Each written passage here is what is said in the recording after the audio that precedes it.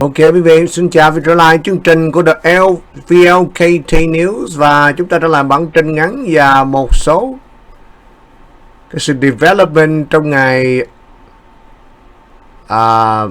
của ông Trump trong vụ án của tiểu bang New York. Thì chúng ta hãy nghe một đoạn video ngắn của chương trình của Fox News rồi chúng ta sẽ bình luận về sự kiện này. Back in court for day 6 of his New York trial. First up, a hearing on whether Trump will be held in contempt.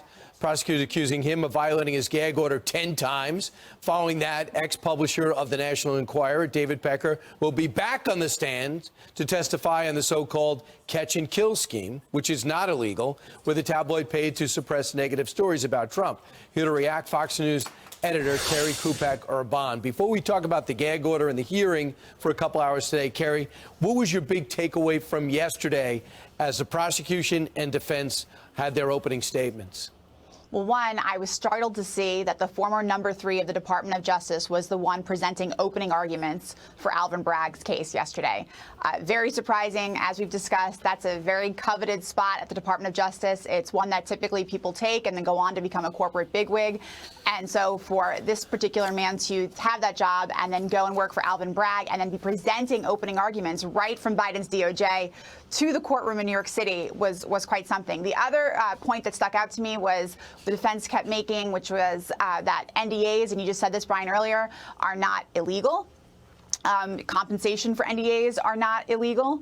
And then lastly, the prosecution did focus a lot on David Pecker, who we'll be hearing from today on the stand. But in fact, he is not exactly part of this case because this case focuses on Stormy Daniels, and he had much more to do with Karen McDougal. They're using him to paint a picture of Trump's general mindset, but it's actually not specific to the case before them. Right. I have to tell everyone the reason why I was so brilliant in my talking point is because I talked to Kerry before the show, and she helped me with it.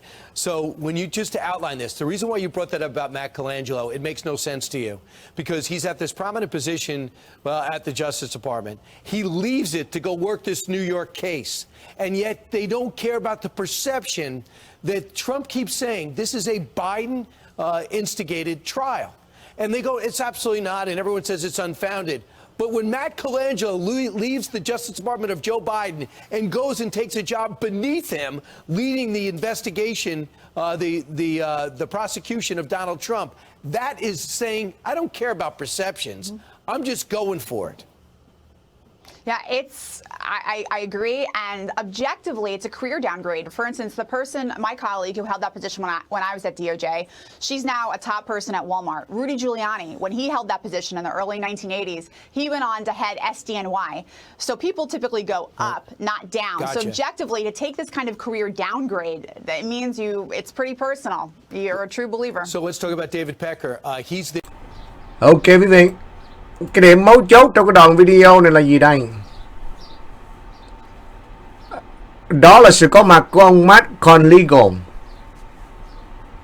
là công tố viên trình bày cái opening statement trong cái vụ án của Trump. Công tố viên này từng là cựu quan chức cấp cao của Bộ Tư pháp dưới thời của Biden.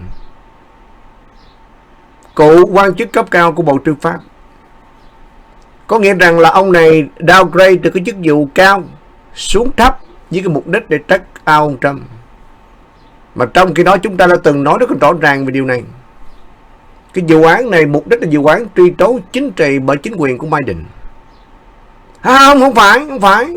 Làm gì có chuyện này được. Nước Mỹ nó công bằng là vì Biden truy tố.